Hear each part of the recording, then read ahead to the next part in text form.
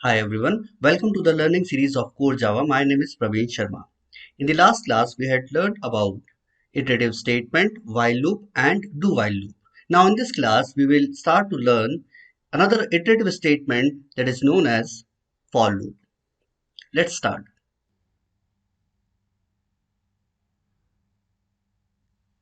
तो सबसे पहले पता करते हैं कि फॉर लूप का यूज़ कहाँ पर किया जाता है और क्यों यूज़ किया जाता है। तो फॉर लूप का यूज़ कहाँ पर होगा? जब आपके पास फाइनाइट डेटा हो, तब हम फॉर लूप का यूज़ कर सकते हैं। और अगर डेफिनेशन की बात करें तो नंबर ऑफ आइट्रेशन अगर आपको पहले से ही पता है तो आप क्या यूज़ करिए? For loop. अगर पहले से हमें पता है कि कितना हमें लूप चलाना है तो हम क्या यूज़ करेंगे? For loop. लेकिन हमें पहले से नहीं पता कि कितना लूप चलाना है या कितने आइट्रेशन हमें चलाने हैं, तब हम जाएंगे वाइल और डू वाइल के पास। तो अभी हम देख रहे हैं फॉर लूप, और फॉर लूप को समझने के लिए मैं यहाँ पर क्रिएट कर देता हूँ सिंटेक्स। तो मैं वर्ड यूज़ करूँगा फॉर का पैरेंथेसिस, और पैरेंथेसिस के बाद मैं यहाँ पर एक स्कोप बनाऊंगा और स्कोप में हम लिखेंगे स्टेटमेंट्स। आप मल्टीपल स्टेटमेंट्स लिख सकते हो।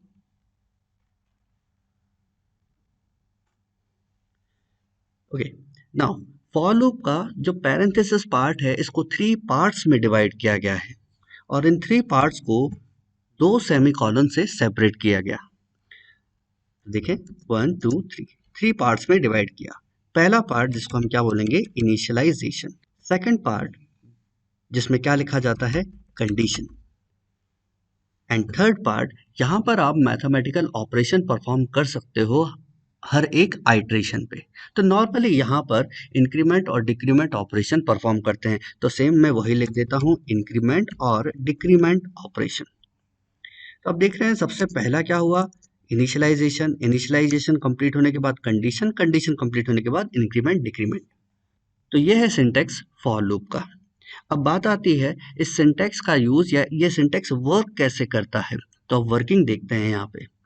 तो फॉर लूप रीड किया जाता है, तो फॉर लूप का पैरेंथेसिस में सबसे पहला पार्ट जो है इनिशियलाइजेशन, वो वर्क करता है। इनिशियलाइजेशन में हम क्या करते हैं? किसी वेरिएबल को वैल्यू असाइन करने का काम करते हैं। तो वेरिएबल को वैल्यू असाइन होने के बाद कंडीशन चेक होती है, and condition should be Boolean type, और बुलियन एक्सप्रेशन होना चाहिए जो रिजल्ट आपको ट्रू या फॉल्स में दे सके। कंडीशन अगर ट्रू है तभी क्या रीड किया जाता है? स्टेटमेंट। और स्टेटमेंट रीड करने के बाद increment and decrement operations perform होते हैं। जो भी आपको ऑपरेशन परफॉर्म करना है, इंक्रीमेंट और डिक्रीमेंट, वो ऑपरेशन परफॉर्म होगा।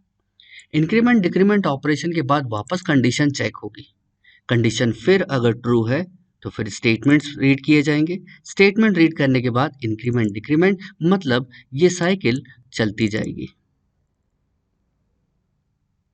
तो यहाँ पर कुछ क्वेश्चंस आप ध्यान रखिएगा, जैसे कि पहला क्वेश्चन ये है कि फॉर लूप में इनिशियलाइजेशन पार्ट कितनी बार वर्क करता है? तो आंसर इज 1 बार वर्क करता है। नेक्स्ट क्वेश्चन इसी को थोड़ा सा घुमा के अगर बोले कि फॉर लूप में इनिशियलाइजेशन पार्ट कब वर्क करता है? तो आंसर है स्टार्टिंग ऑफ फॉर लूप। जब फॉर लूप स्टार्ट हो रहा हो तभी इनिशियलाइजेशन पार्ट वर्क करता है। ओके, तो ये था सिंटेक्स फॉर लूप का। नाउ अब आते हैं एग्जाम्पल पे। For int I equal to 1, I is less than equal to 5 and I plus plus. Print the value of I. तो यहाँ पर आप देखिए int I equal to 1, 1 किसको असाइन किया गया? I को। 1 छोटा या बराबर है 5 के? ट्रू। ट्रू है तो अंदर गया और क्या प्रिंट कर दिया? 1। देन इंक्रीमेंट हुआ I का, तो कितना हुआ? 2। वापस कंडीशन चेक हुआ, 2 लेस देन और इक्वल टू 5, ट्रू। देन अंदर गया, प्रिंट कर दिया I की वैल्यू जो अब कितनी है? 2। देन I की वैल्यू हुई 3, 3 लेस देन और इक्वल टू 5, ट्रू। अंदर गया, प्रिंट किया I की वैल्यू। नाउ I की वैल्यू इंक्रीमेंट हो गई 4, then 4 is less than equal to 5, print कर दिया 4, then value of I increment हुआ, कितना हुआ 5, 5 is less than equal to 5, true, अंदर गया, प्रिंट कर दिया वैल्यू ऑफ आई जो अब कितना है 5, देन आई की वैल्यू हुई 6, 6 इज लेस देन और इक्वल टू 5, फॉल्स, जैसे ही फॉल्स हुआ कहाँ गया, आउटसाइड द लूप, तो क्या प्रिंट होता हुआ हमें मिल रहा है 1 2 3 4 5। इसी प्रोग्राम को अगर रिवर्स ऑर्डर में हमें बनाना है तो कैसे हम क्रिएट करेंगे, वैल्यू ऑफ 5 कितना, वैल्यू ऑफ आई कितना हुआ 5, 5 बड़ा या बराबर है क्या 1 के, अगर है तो अंदर गया और क्या प्रिंट कर दिया 5, अब 5 आई की वैल्यू अभी 5 है लेकिन अब हम इसको क्या कर दें, कम कर देते हैं, तो आई की वैल्यू कितनी हुई यहाँ से 4, 4 बड़ा या बराबर है 1 के, ट्रू, अंदर गया, प्रिंट कर दिया आई की वैल्यू जो कितनी है 4, देन 4 माइनस माइनस, इसका मतलब आई की वैल्यू अब कितनी हो गई 3, 3 बड़ा या बराबर है 1 के, ट्रू, अंदर गया और प्रिंट कर दिया 3, देन आई की वैल्यू हुई 2, 2 बड़ा या बराबर है 1 के, ट्रू, अंदर गया, प्रिंट कर दिया वैल्यू 2, देन आई की वैल्यू का डिक्रीमेंट हुआ बाय 1 तो कितना हुआ 1, 1 बड़ा या बराबर है 0 से, ट्रू, अंदर गया और प्रिंट कर दिया 1, देन आई की वैल्यू कितनी हो गई अब 0, क्या 0 बड़ा या बराबर है 1 के, फॉल्स, तो जैसे ही फॉल्स हुआ तो स्टेटमेंट कहाँ पर होगा, आउटसाइड द फॉर लूप, तो हमें क्या प्रिंट होता हुआ मिल रहा है 5 4 3 2 1। मैं इस प्रोग्राम को रन करा के आपको बताता हूँ।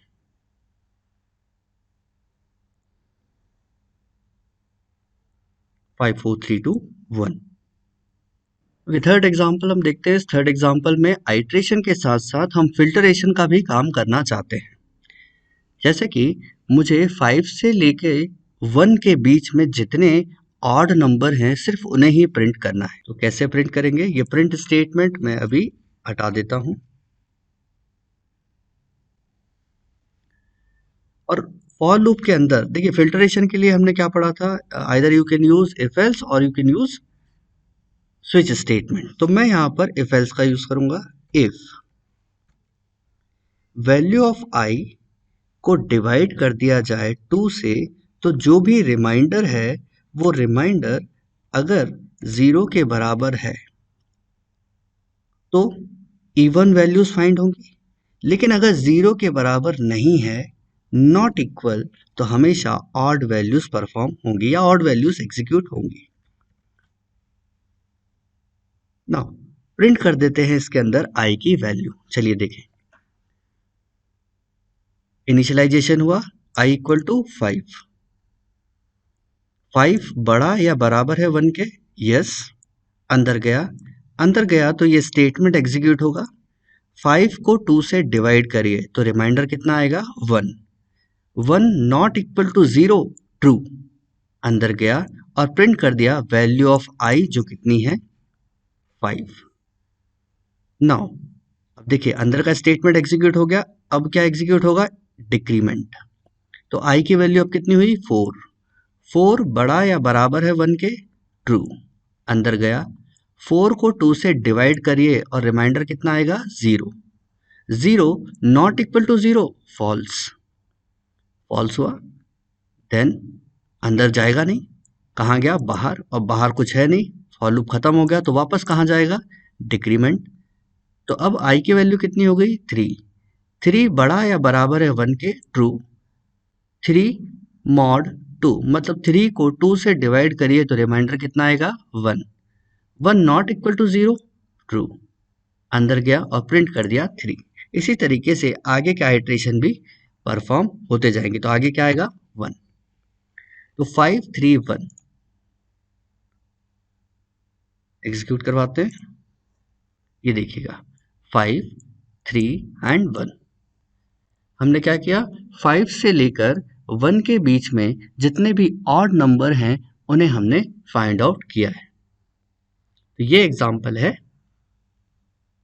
थर्ड फॉर लूप का। अब जो हम एग्जांपल देखेंगे फॉर लूप के वो शिफ्टिंग रिलेटेड होंगे।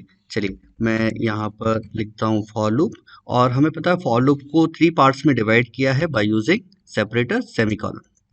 ये 3 पार्ट्स में डिवाइड किया है, और मैं यहाँ पर लिख देता हूँ जावा। एक मैसेज मैं प्रिंट करवा रहा हूँ जावा। अब आप देख रहे हो कि ना ही मैंने इनिशियलाइजेशन किया है, ना ही मैंने कंडीशन लगाई है, और ना ही मैंने कोई मैथमेटिकल ऑपरेशन परफॉर्म किया है। डायरेक्टली मैंने स्टेटमेंट यहाँ पर लिख दिया है। अच्छा, अगर डायरेक्टली स्टेटमेंट हम लिख दें और प्रोग्राम को एग्जीक्यूट करवाएं तो प्रोग्राम क्या देगा? देखिए इनफाइनाइट टाइम्स जावा प्रिंट होता जा रहा है। ओके, फोर्सफुली इसको रोक देते हैं। अब ऐसा क्यों इनफाइनाइट टाइम्स जावा क्यों आ रहा है? क्योंकि ना ही हमने इनिशियलाइजेशन किया है, ना ही हमने कोई कंडीशन दी है, ना ही हमने कोई ऑपरेशन परफॉर्म किया है। तो आपको ये बात ध्यान रखनी है, इनिशियलाइजेशन पार्ट और इंक्रीमेंट डिक्रीमेंट पार्ट ये ऑप्शनल होते हैं लिखना। अब लेकिन बीच वाला जो कंडीशनल पार्ट है, कंडीशन पार्ट में वैल्यू ट्रू होगी तभी ये जावा प्रिंट हो रहा होगा।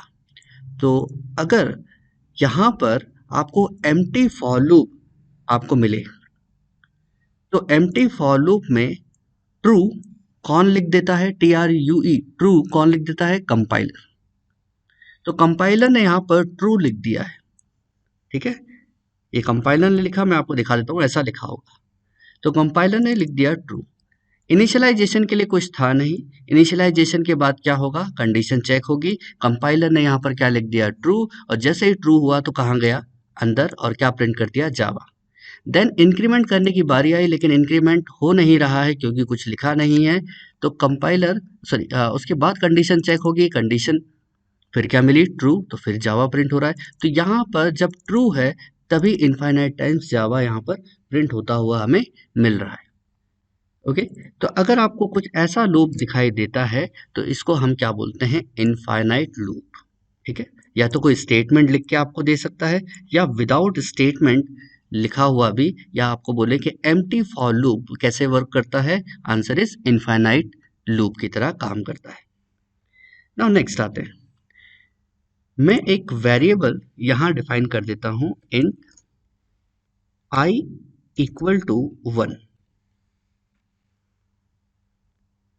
देन यहां पर मैं लिख रहा हूं I प्लस प्लस, एक कंडीशन लगा देते हैं, I is less than equal to 5, and यहां पर हम लिख देते हैं I इक्वल टू 10। अब आप थोड़ा सा ध्यान से देखोगे तो आपको यहाँ पर क्या मिलेगा कि सर इनिशियलाइजेशन पार्ट पे इंक्रीमेंट किया जा रहा है और इंक्रीमेंट डिक्रीमेंट के पार्ट पे इनिशियलाइजेशन किया जा रहा है। तो क्या ऐसा पॉसिबल है? आंसर है यस। किसी की जगह फिक्स नहीं है, वो तो जब हम प्रोग्राम को सोफिस्टिकेटेड बनाते हैं तब हमने उसको डिसाइड कर रखा है कि पहला पार्ट इनिशियलाइजेशन, दूसरा कंडीशन और थर्ड मैथमेटिकल ऑपरेशन। लेकिन आप इनके पार्ट्स को मैनिपुलेट भी कर सकते हो। यहाँ पर मैंने क्या किया? आई प्लस प्लस। तो देखें क्या होता है। सबसे पहले क्या रीड किया गया? I equal to 1। 1 किसको असाइन हुआ? आई को। आई प्लस प्लस, इस आई प्लस प्लस से आई की वैल्यू इंक्रीमेंट हो जाएगी बाय 1। तो अब आई की वैल्यू कितनी हो गई? 2। 2 छोटा है क्या 5 के? यस। अंदर गया और प्रिंट कर दिया जावा। जावा प्रिंट करने के बाद थर्ड स्टेप पे गया, और थर्ड स्टेप पे हो रहा है डिक्लेरेशन। तो आई की वैल्यू अभी तक थी 2, लेकिन अब आई की वैल्यू कितनी हो गई है? 10। फिक्स कर दिया आई की वैल्यू 10। वापस कंडीशन चेक किया, क्या 10 छोटा या बराबर है 5 के? क्या मिला? फॉल्स। फॉल्स मिला तो आगे कोई स्टेटमेंट है नहीं प्रिंट कराने के लिए या यूज करने के लिए। तो सिर्फ आपके प्रोग्राम में एक बार क्या प्रिंट होता हुआ मिल रहा है? जावा। तो इस टाइप के क्वेश्चंस आपको मिलेंगे एमसीक्यू में, और एमसीक्यू क्वेश्चंस में जो ऑप्शंस हैं वहां पर आपको मिलेगा इनफाइनाइट जावा, वन टाइम जावा, नो आउटपुट या एरर। तो आपको ऑप्शंस में सेलेक्ट करना है कि क्या आउटपुट आएगा। अब एमसीक्यू में प्रोग्राम को कैसे सॉल्व करें, तो थ्योरेटिकली हम सॉल्व कर सकते हैं। और थ्योरेटिकल सॉल्व करने के लिए मैंने आपको स्टार्टिंग में बताया था स्टेप्स, वो स्टेप्स आप फॉलो करते जाइए। आपकी जो प्रोग्राम्स है या आपकी जो क्वेश्चंस है वो थ्योरेटिकली सॉल्व होते जाएंगे। चलिए इस प्रोग्राम को रन कराते हैं। देखिए एक बार क्या प्रिंट हुआ, Java. Okay, only one time. Now one more example हम देखें, शिफ्टिंग रिलेटेड। तो अब मैं यहाँ पर शिफ्टिंग कर देता हूँ, मैं i इज लेस देन 5 को यहाँ पर रख देता हूँ और i प्लस प्लस को यहाँ रख देते हैं। ओके, नाउ अब आप देख रहे हो क्या आ रही है, एरर। ये जो पहला पार्ट है जिसको हमने नाम दिया था इनिशियलाइजेशन, तो इनिशियलाइजेशन में बुलियन टाइप की वैल्यू नहीं रख सकते। ओके, और सेकंड पार्ट जो था वो कंडीशन, और कंडीशन बुलियन टाइप की ही होनी चाहिए, लेकिन i प्लस प्लस अगर आप इसे सॉल्व करोगे तो ट्रू या फॉल्स में कोई वैल्यू नहीं देगा। ओके, तो सिर्फ जो नंबर 2 स्टेप है जहां पर कंडीशन लिखते हैं वहां पर बुलियन टाइप वैल्यू ही होनी चाहिए या बुलियन टाइप एक्सप्रेशन होना चाहिए, अदरवाइज क्या दे देगा, एरर। तो एरर भी हमने देखा। नाउ एक और देखते हैं, नंबर 6 को हम समझें और यहां पर हम लिख देते हैं 6 और यहां हम लिख देते हैं i माइनस माइनस। तो आप वीडियो को पॉज करके आप खुद सॉल्व करके देखिए। नाउ मैं आपको फिर आंसर बताऊंगा। तो आउटपुट है वन टाइम जावा। चलिए मैं आपको सॉल्व नहीं, मैं डायरेक्टली रन करके बताता हूँ। वन टाइम जावा। ओके, तो यहाँ पर बस मैंने थोड़ा सा चेंज किया और आपको लगा होगा कि कुछ ज़्यादा प्रोग्राम में चेंज हुआ है, ऐसा कुछ भी नहीं। यहाँ पर इस चेंज का कोई फायदा ही नहीं हुआ, जो एग्जाम्पल नंबर 4 जो हमने किया था सेम वही बना। ओके, तो ये थे शिफ्टिंग रिलेटेड। तो आप भी अपने प्रोग्राम क्रिएट करते जाइए, आप शिफ्ट करते जाइए कि इनिशियलाइजेशन कहीं और कर रहे हो, कंडीशन कहीं और लगाया, इंक्रीमेंट डिक्रीमेंट कहीं और किया, स्टेटमेंट कहीं और लिखे, तो ऐसा आप परफॉर्म करके देखिएगा। ना हम मिलते हैं नेक्स्ट वीडियो में जो है ब्रेक और कंटिन्यू से रिलेटेड। Thank you.